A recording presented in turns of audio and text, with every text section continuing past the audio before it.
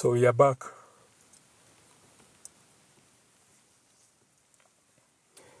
We were talking about the most courageous thing that you can do as a man, or the most courageous act. The thing that you can do so that you can be that brave man. The most courageous act you can do is not going to war. It's not to jump in a plane and go and die for something that you have no idea about. A flag, a country. No. The most courageous thing you can do as a man is facing yourself, healing your wounds. And many men think that it's about achievement. So, if you look into today's world, you will find men who kill themselves with workaholism. They are people who they are never home. Anatokaga kwa nyumba saa 11 asubuhi, anarudi saa 6 saa 7. Anatokanga saa 11 asubuhi, anarudi saa 10 saa 7. And this is on a daily.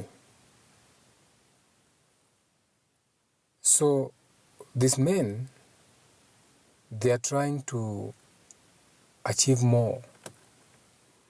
So these are overachievers in their careers. But they are doing this to prove that they are worthy.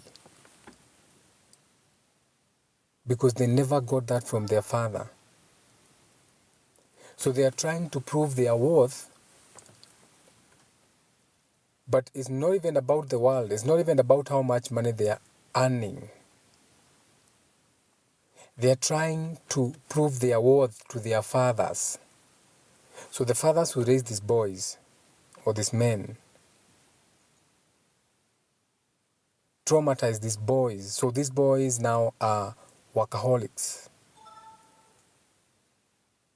So we are going to go quickly through what you can say,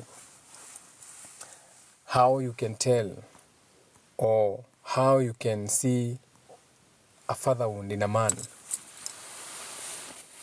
So when you see these characteristics, you can tell, oh shit, I know what this is. This is a disease. This is something that is coming from trauma. This is a father wound. His father was absent in his life, and this is why he's like this. So these men are the men who, when you see them, they put extreme focus, like everything, like 100%, everything has to be on material success. Like that man would rather die but achieve material success. So he's trying to prove a point. He's trying to prove a point, or he's trying to prove that he is worth, but he's reacting to a father wound. So their father never made them feel worthy. So now, as a grown-up, he's a workaholic.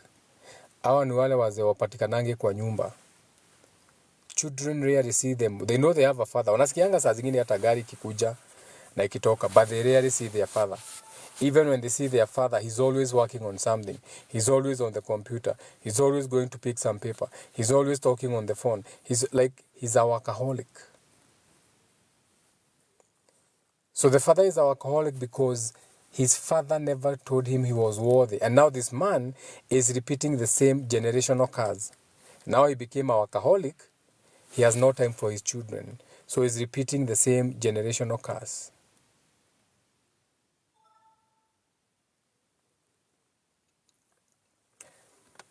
There was a video that was circulating the other day of an Indian man akimwaga vitu kwa hoteli. Ilikuwa inasemekana sijui hoteli fulani itafungwa because of that Indian man. So the Indian man was banging shit around, cursing the workers na vitu kama hizo. Now, if you meet someone in life who's demanding perfection, okay, a boss who is demanding, He wants high expectations from everyone around him. So anatishia soldier, anatishia secretary, anatishianga kila mtu kwa ofisi. So these are demanding. They demand respect in the office. They demand it. They have high expectations. You have to deliver your emails. Okay? I cannot be in the... Siwezi kuwa nafika kwa ofisi mbele yenyu. So, when you see a man behaving like that, understand that this man is trying to look for approval from you people, and the approval he's seeking from is the one he didn't get from his father. So, what happens, it actually does the opposite thing, because people ghost you. Yes, you are the boss, ndio. Na watu wanafanya kazi na nakuletea zile vitu, but they ghost you. Uko na wao, but they ghost you. Because whenever you have these people around you, they have to fear you. Yani mtu kwa ofisi anatembea, wanaongea na mheo, kwa sababu boss ako. So they talk in whispers. But shida si wewe, you have a father wound. You have a father wound. When I'm doing coaching to men, sometimes I meet men who have a problem where they do things that make them feel ashamed of themselves. And the reason you're doing these things that make you feel shame and guilt as a man when it comes to sexual behaviors out of impulse, you confess, you're confessing, man, I'm not like that, but this is what happened. So it's impulse. So you have what you call impulsive sexual behavior, where your sexual, everything you do when it comes to sex is on impulse. There's no thought form. And this is not your fault. I usually tell you to give yourself grace. Na niona mtu anakuja anamwambia give yourself grace for zile vitu zinakupitia juu si wewe. Unajua, it's not you. So give yourself grace for the things that happen, because it's actually not you. So when you see these men doing that, like when you see these men having this kind of sexual behavior that stem from impulse, so it's not even about the sex, it's not even about what the woman will provide, because what this man is lacking has nothing to do with females, has nothing to do with female. So this man is looking for validation. He's looking for the validation that he never received from his father, because his father was a workaholic. His father was never home. So you see how this goes into from one problem we started in the beginning of a father wound. Okay? Sasa imeleta ingine, sasa imetuleta mpaka all these sexual behaviors. Because you see, what this man is feeling, he's lost in a desire where he wants, or he feels like he needs to be validated. And he feels that deeply. So since it's the validation that he never received from his father, because the father was a rolling stone or he was not there, the only way he can get that, the only way he can feel validated is either through sex or when they feel desirable. So these are the men, unaonanga amevaa kiatu ya white na ako na wiper kwa mfuko, akienda kidogo anatoa na wipe kiatu. They need validation, so they care a lot on how they are desired. They want to look the best. There's nothing wrong with looking sharp for a man, but kuna ingine inakuanga excess. Because unless you desire that man, unaona mwanaume ameenda studio, amepigwa picha, ameziedit, ameweka Facebook. He wants to gain his self-worth. He wants to feel desirable. Unaangalia mwanaume unashindwa. There's nothing wrong with taking pictures actually. There's even nothing wrong with being soft na all that. Being in your feminine is a beautiful thing when you balance it. But mnajua yenye naiongelelea. Mnajua the one that becomes too much. The moment you see that man, you know, shit, this man desires to be seen a certain way. He's trying to regain his self-worth. It was destroyed. And again, what happens? When a man now starts sleeping around, you know, and don't have that dick discipline. It's good to have dick discipline. So when a man starts losing that dick discipline, and you know it, a man knows. Mwanaume anajuanga. Kuna wakati mwanaume pia anafikanga mahali anajua yenyewe mimi ni malaya. Mwanaume, even a man knows, anafika mahali anasema, ai, mazee nimekuwa malaya, mazee, ai, hapana, nimekuwa malaya sana. So a man knows when he's lacking sexual discipline. Anajuanga. And what happens? He starts feeling shame. Anazanga kusikia haya. Anazanga kuregret. Ay, mazi kio kidem, mazi. Singekula kio kidem. Shit, fuck. Singekula msichana, mazi. So, though he's feeling shameful, though he's regretting the whole thing, now that becomes an addiction. Why does it now become an addiction? Sasa mbona amekuwa mtu wa kununua matako kila siku? Lazima apitie kona. Because that validation that he never received from the father, he can receive it. Saa zile amenunua kuma. Get what I'm saying? Or you meet someone and this person becomes very controlling. To the point, wewe umembeba na gari yako. This motherfucker has come into your car. You are the one who's driving the car. But now he's dictating how you drive the car. So una drive unasikia ati, higa breki hau. Na ni gari yako umebeba, mjinga umekuja umempea lift. Hata pengine yako na gari yake. But he has this controlling behavior. Ingia park, ingia hapo. Hapana, usiingia hapo, ingia park, unashindwa boss. We're in my car. I'm the one who's driving. Mimi ndio najua kwenye tumeenda. Itabi umetoka wapi. And they are those men. But you have to see it. So this person has this desire where he feels like he has to control the situation. And the reason he's behaving like this, for example, this I'm giving a true story. So there's a man that I've met just the other day, a man who's destroyed. He's in his 60-something, but he's totally gone. The wife left him, so he's a shell of a man. So I was driving to drop him home after a visit. And nimemsimama kwa junction, nataka kuingia kwa main road. Naenda kuingia, nasikia mpaka akinivutia handbrake. Namwangalia nashindwa inamuuliza ni nini?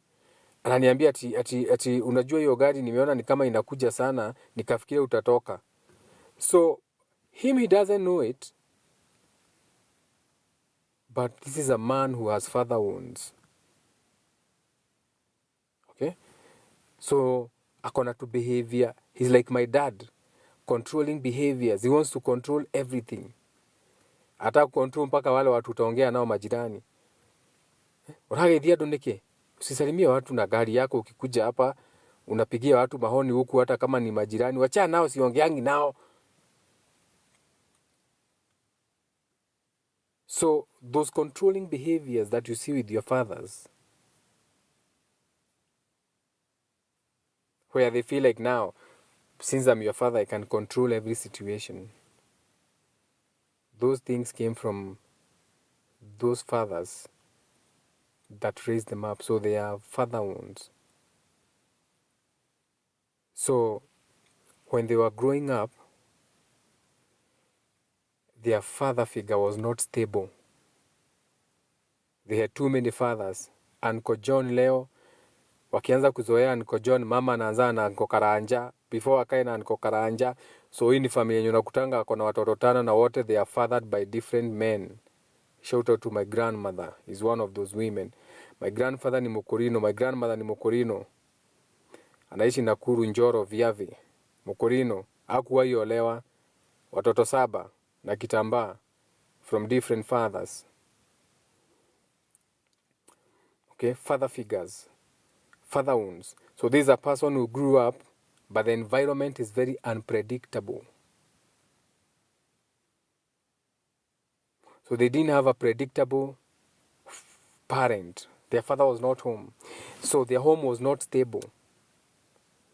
So that character of a father figure was not available. There were too many fathers in their lives. None who wanted to stay. Everybody just wanted to come and hit the mother's pussy and be gone. Maybe word in the villages, the mother has a tight pussy or something. You know what I'm saying? Then there's this other breed of men. Wamejaa huku internet unaona. They have anger issues. Akina Kasongo. After maandamano, mtu anakasirika mpaka karibu apige nduru. You can truly see a president who's angry. Leaders. Why? These are boys who have father wounds. When they were growing up, they didn't see the modeling of emotions from a father. Because as a father figure, you have, or you should be having a healthy way of handling your emotions. Emotional maturity. So what happens is that since kijana akielewa na babake, father figure absent, father wound, the only emotion this man has learned is one. That man is only capable of anger as an emotion. There's a difference between emotions and feelings. But the only thing this man can express as an emotion is anger. Anger. But remember, anger is just an emotion, and every emotion has a positive side and a negative side, aka the masculine, the externalization, and the internal, what you can see. So anger, externalization is distraction, is tower moment, breaking down, vitu kama hizo. The feminine side would be anger directed at the right thing. So you are angry at your situation, so you are changing. You're starting with the man in the mirror. So you are angry at what you have become. Overweight. You have not been taking care of self. Each one teach one. Umejiachilia. So you are angry, but you're not angry at the right thing. Because what you are feeling could be pain, can be grief. You're grieving over something which you have not accepted. It can be sadness. But instead of you admitting that, wait a minute, I'm feeling sad. Why are you feeling sad? I don't know. It's an emotion. And these emotions are not us. Your thoughts and feelings are not you. So it's okay sometimes to just feeling like you are grieving for no reason. But instead of men admitting that we have these feelings, tumefunzwa team strong. So we cover these emotions, and these emotions are actually the deeper emotions. These are more true.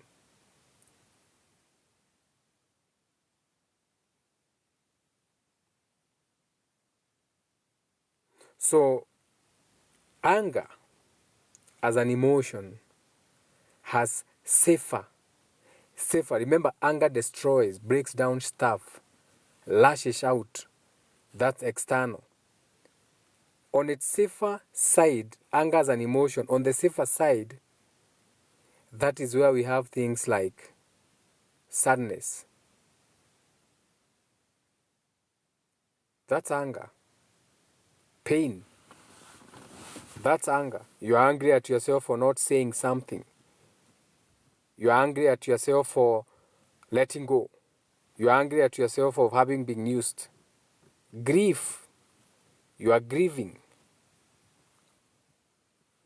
So most of these men, when you see them with anger issues on screen, unasikia mtu anasema bibi yake arudi, ndimusaritie muno na thimu guku, ndimurire thimu ngiri imwe ndiramuna na thimu, ndimusaritie muno na thimu guku, ngeretie nginya guka down, ngageria guka down kumwetha ku. Instead of admitting that you are fucked up, you are even saying you are coming down, like looking for your wife is coming down. Tejukite nginya guku thi kumwetha. So you are still down looking, so you are forgetting the age we are in. People are listening. People are truly listening. So for me, your elder grandfather, I can see that you have anger issues. So in your life, there was no father figure who could model healthy emotions for you. So probably hata ye karango when you were a single mother, or your father was never home. Na vitu kama hizo. So a lot of these men, the only thing they can learn is anger. One single emotion. Anger. So there's a lot of father wounds. Nataka kuonyesha where most of your problems are coming from. There's a lot of father wounds. The masculine is wounded. The masculine is wounded. Na haijui. Hawajui hizi zote ni results ya wounded masculine. When I get on the internet naangalia hivi nashindwa, what is this now? Gethaiga. Hizi majina mnaitananga online.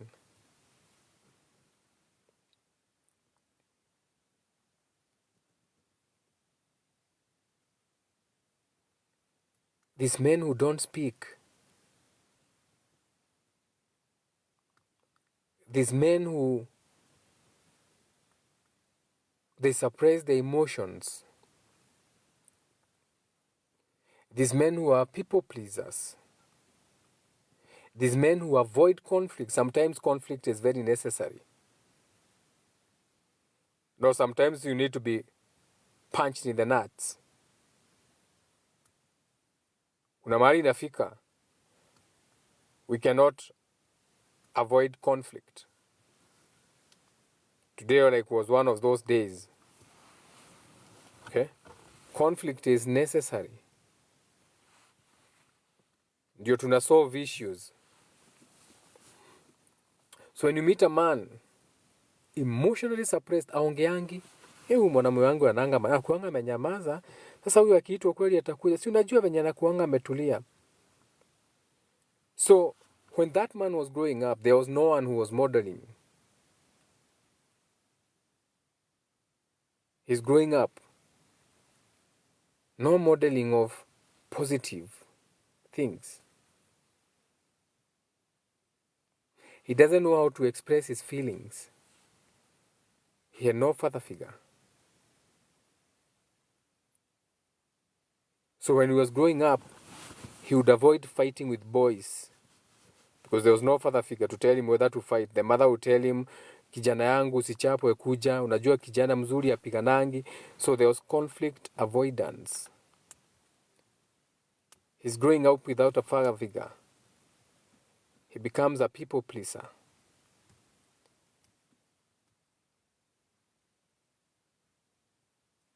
So now,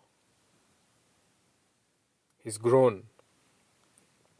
But he's very distant. Huyu ni mwanamume mwezi kuongea na yeye. Such a distant man. Ako disassociate. Hakuna kitu namwambianga anashikanisha.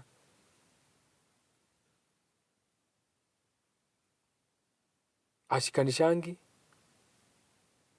Yaani unaongea na mwanaume unashindwa na huyu anakuanga dunia gani? And the thing is, this man, si ati ya yuko, but he has shut down to his own feelings. Amewafunga nje kwa feelings zetu. Yeye ako tu hapo, emotionally suppressed. Unaongea na mwanaume unaanga huyu ashikangi, uzua na kuanga dunia gani? Father wounds. Kazi yake ni kuitishia around. Amumuelewangu lakini ananuanga pombe. Pombe ananuanga sana. Hata akisikia shida imeanza kusema no tareke kama uinuke, no kama udendaga bara. No Kamau. Si vita upendi. Si vita upendi. It's not because you don't think because you are avoiding conflict. It's a healthy thing. Hapana. Hiyo ni father wound. You don't want to be vulnerable. To be vulnerable is a good thing. But now you fear being vulnerable. That's a father wound. So you can't even express yourself around your friends. So when you crash, you crash. Biashara yako ikianza kuanguka, kitu watu wangeshikana wakusaidie. Just 100,000 usimame uwezi. We ni kama Karif Cairo. Unachoma bridges. Nikiangalia naona surname yako ni Cairo Wangoi. So ni mother amekurei. So there's no father figure. So I know. I don't have to go very far. I know this is a boy who grew up without a father figure. He has father wounds.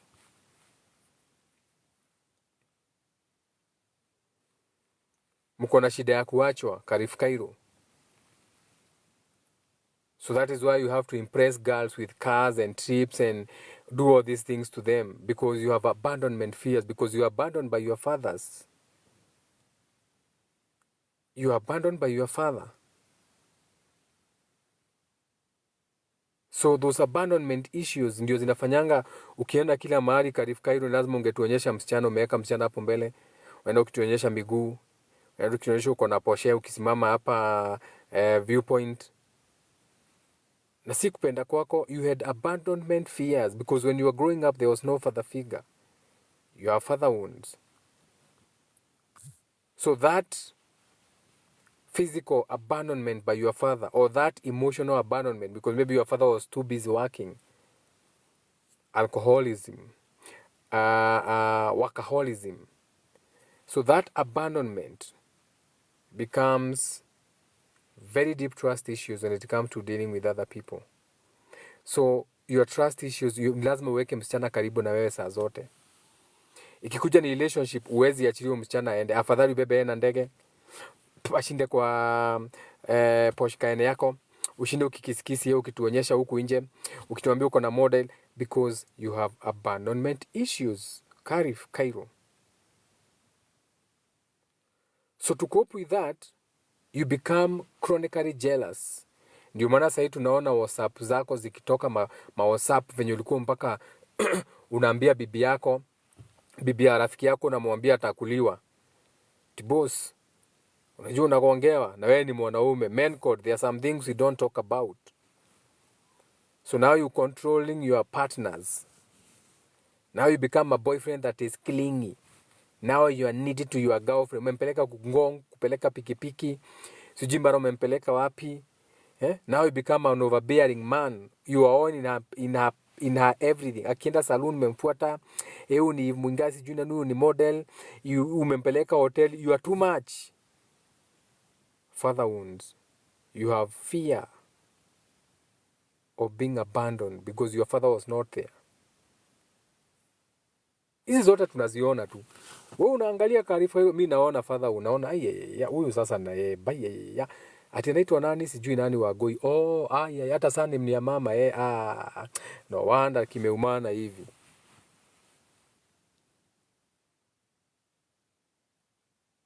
And the last one, actually not even the last one, your addiction. Nikiwaona mkipiga meza ati Chelsea Arsenal that is an addiction. And addiction stems from father wound. So you are all emotionally hurting. All you are boys in bars. You are all emotionally hurting. You are all in pain. Because your father has never molded anything for you. It's coming from a lack of security. Babako hata hajai discuss politics na wewe. Hajai hata discuss akikufa shamba itagawanishwa out aje. So you lack security. So to numb that pain, because there's a very deep emotional pain, you go to watch football. You're trying to numb that pain. It becomes an addiction. So when you see men addicted as a group, unajuanga, this is a nation that has father wounds. Because you can be together, but instead of watching European football, you can be creating your own football. Mngekuwa kwa local team kwa ground, Kekambura FC, Mutoine FC, nyinyi ndio mafan na nyinyi ndio mnawasupport. But sasa nyie mna support DSTV, mnanua makanda za US na US to numb your pains. You're numbing your emotional pains because you lack security. You lack security. Hata ukiangalia menye mnalele yangu na venye wazungu wanaelewa, do you see like you have security? Black men don't have a sense of belonging. You belong nowhere. White men have clubs. Hata kama ni masons, they have masons. They have hizo vitu wanazitanga men clubs, huku men club labda golf plus. They have fraternities, all those things. Men need to feel a sense of belonging. Okay? A sense of belonging. But men have no sense of belonging today. Wapi labda mpira, aende nunue jazi. Na kunywe Jamison, na kunywe gin. Sasa anaona ana belong. Anaona na belong. You can see them at game event. You are looking at, oh, these are broken boys.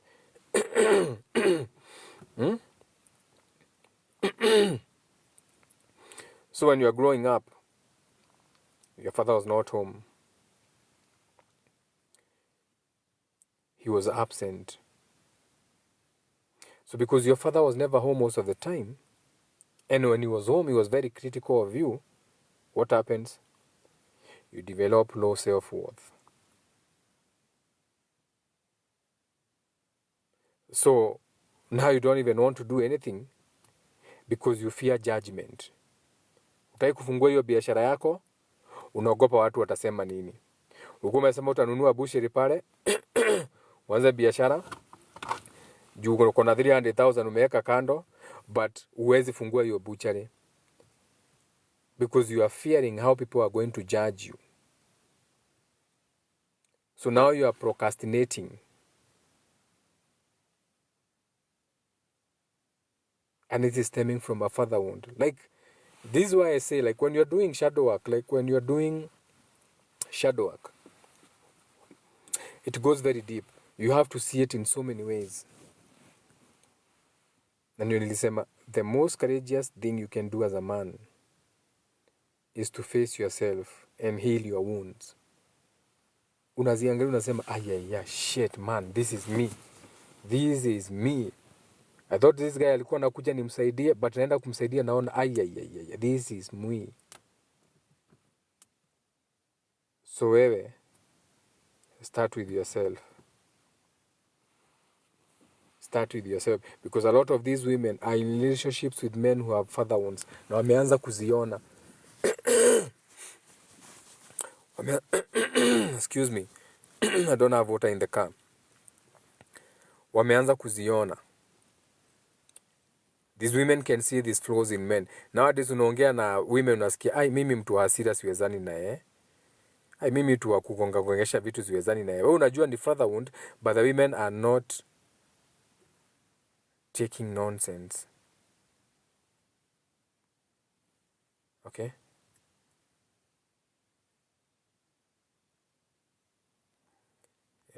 Kokoti anaweza rest in power, rest in peace, whatever Kokoti does, aende afanye. Shout out to Kokoti and his music. Sasa. So if you're a man and you are online, umesikiza, understand these are not your sins. Some of these things came from your fathers. Okay? This came from your fathers. This came from your grandfathers.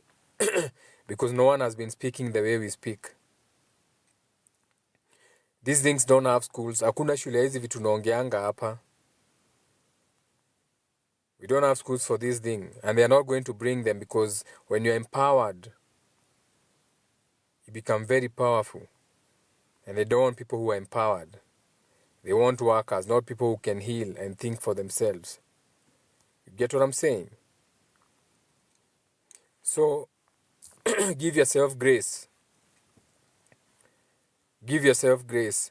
And understand that wewe, ukiwa mwanaume, before even money, before anything else, achievement, anything, the most important thing you can do for yourself, the most courageous thing you can do is facing yourself first and healing and dealing with yourself. Hakuna kitu kingine, mimi hakuna kitu kingine naweza kuambia more powerful than hiyo. Juu hiyo kitu, it's a lot. And it's not even difficult. Facing yourself and healing your wounds, you look at them like, shit. Shit, what is this now? This is a father wound. How do you know? You're always working. Natokanga saa 10 kwa nyumba, unarudi saa 5. Saa 10, saa 5, mwaka inaisha. You want to overachieve. But why are you doing this? You are doing this because you want us to feel, or you want to prove that you are worthy. Because you never got that from your father. Your father is supposed to make you feel worthy. Most of you men, your fathers make you feel like you are worthless. Mpaka wa leo. Ukiona nasikia bado unafanya kazi, sinakwambianga ufunge hiyo kazi ukuje nikuonyeshe biashara.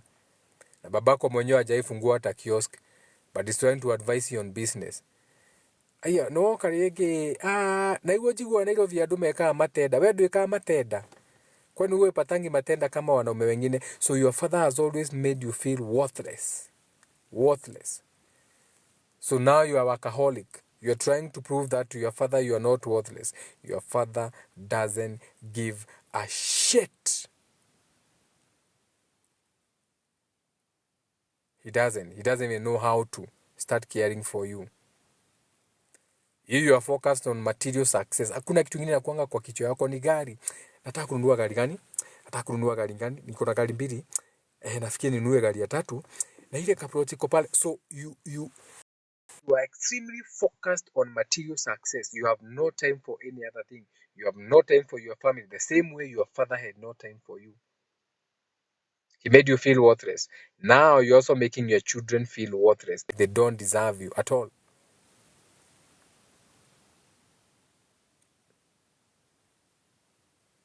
Okay? So look at yourself in the mirror. Uangalie tu tabia. Wewe unafikanga kwako saa ngapi weekend kukiwa na ball? Timu ya tu timu yako na mamako.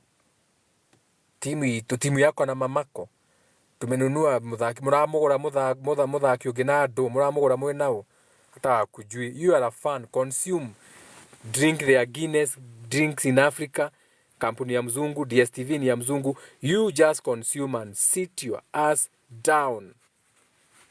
You have nothing to give. You have no sense of belonging.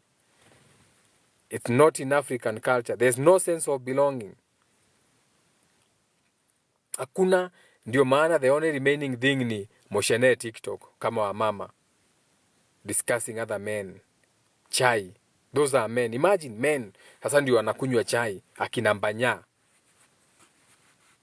Those are the men. Atina mwewachagua. Sasa Mbanya amechaguliwa. Sijui TikTok. Sijui represent nini. Boys online. Boys. Mbanya hata ina sound kama game. So me when I'm observing, naingianga online naangalia hivi nasema, fuck man. Look at this. Look at this. Look at all these men. Wounded boys. Father wounds.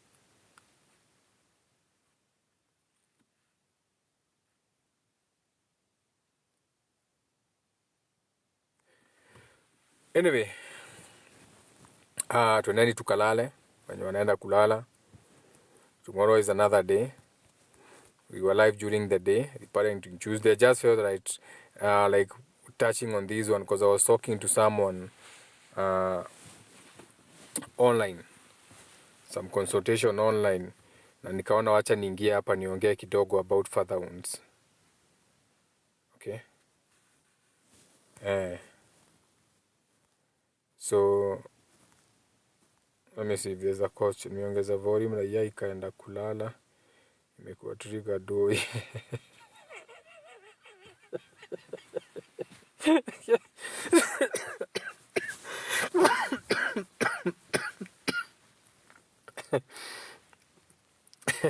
Wanjiro, you are such a witch. Umekea gaidi volume isikie iko na father wounds. Iamuke ni block. Umekea gaidi. Ikakuwa triggered.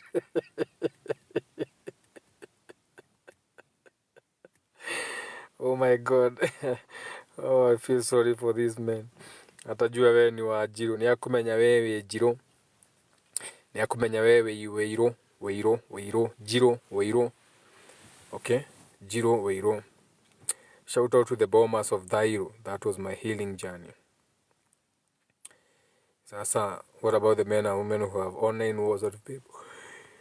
It's all over my timeline.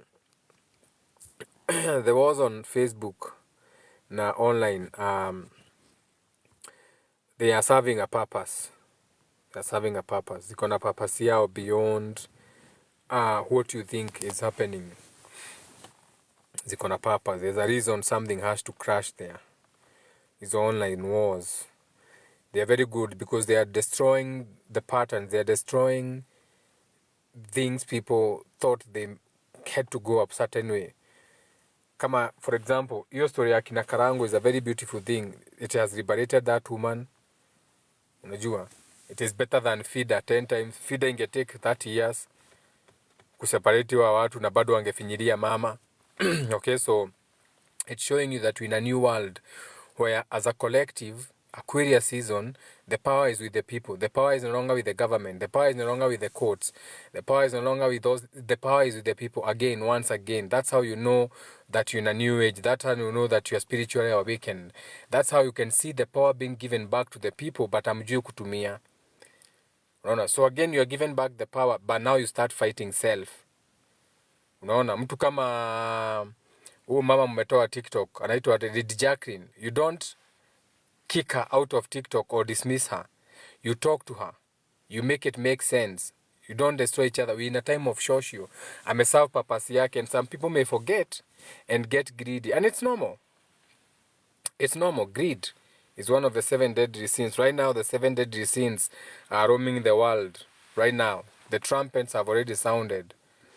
So there's a lot of greed. There's a lot of lust. There's a lot of... Oh, the 7 deadly sins, saizi, whenever we are in a cycle of a new world, zimeachiliwa dunia mzima. Ukienda kwa Bible wanaongeanga about the trumpets. Unaona sasa? Wewe ndio ushikanishangi hizi vitu, eh? Sasa umejua kushikanisha, eh? Umekumbuka kakitu. Ni sawa? So you have to understand these things. Okay? You have to know about the 9 energy centers za Africa. Usikuwe mtu wa kuambiwa vitu ujui. When you talk about the chakras, for the Kikuyus it was 9 chakras, not 7. So, anza kujuiza hizi vitu ni gani mimi nasikia huku nje. Tenedo icio ndiraigua. Ati Gikuyu ena ciana cigana. Ati mari 10. Matiari kenda. Tahe karugano kau ga 10. Before you start saying ati ai merega kenda ati mari ciana kenda. No, listen to the other side of the story. Listen to the other side of the story. Jua ni nini hii? Ati wetagwo mutwe. Mutwe ni head. Ineo crown of God tukumita atia. Ithaga niki. Wira wa mutwe niki. Tondu nijuaga ati aikarire ati ambatire iguru agikarira giti aikarire giti. So what do you mean? The seat of divine connection? Twarwagira wiyathi wa Ngai. To Ngai ni mundu. Wiyathi wa Ngai.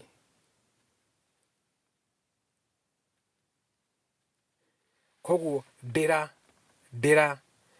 cia mundu. Dira is what you call destiny. Your destiny is tied to the head. Your crown chakra. Ati no ginya we uthie wena mutwe clear and focused. A clear and focused mind.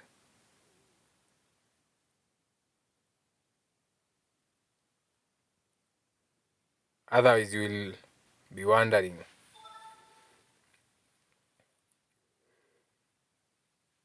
And this is even why now when it came to rituals, shaving of the head is mourning. So when you are mourning, you shave the head. When you want to anoint, it's about that person never being less. Okay? Ukaigua andu makiaria uhoro wa mutwe wa muhianano. self distraction, confusion. Wekewa mundu akiura confused, mundu wothe confused arauga atia? Mundu wothe confused arakwira ena mutwe wa muhianano. Okay, so it's Cancer. It's what it is. Scorpio time. So Scorpio time, it's my directly behind my feet. I'm a Taurus, so it's my night time. So this is the best time for me to go and travel on the other side. Taurus, Hawa, Ambiliki, Kusha, Appa, Patana na Sagittarius. Where? Taurus, Hawa, Ambiliki, Kusha, anapatana kisha anapatana na Sagittarius. Where? Allah. Your man is a Taurus, you are a Sag. Okay. Shout out to Sagittarius energy.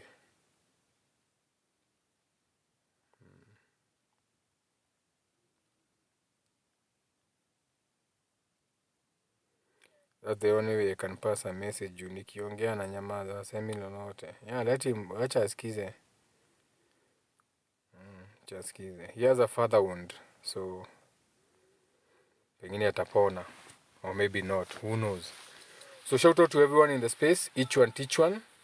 Nasemanga teamwork makes the dream work. We'll catch up tomorrow. You know our time is in the AM. We are not here at night, but today we are here at night. So who knows? Getting ready for the full moon. Wale wa heart chakra, we are starting with the full moon in 2 days. Wale wa heart chakra activation ritual. Each one, mtu akiwa kwenye yako, tunafanya hiyo practice together, mtu akiwa kwenye yako. We open the heart chakra. Remember, feeling is the thing. You have to feel. Feeling is the secret. And just before we start the new year, March 20, spring, the beginning of the real year, it's best when your heart is clear, so that whatever intentions you'll be planting with the spring, as above, so below, may thy will be done, as it is done in heaven, so shall it be.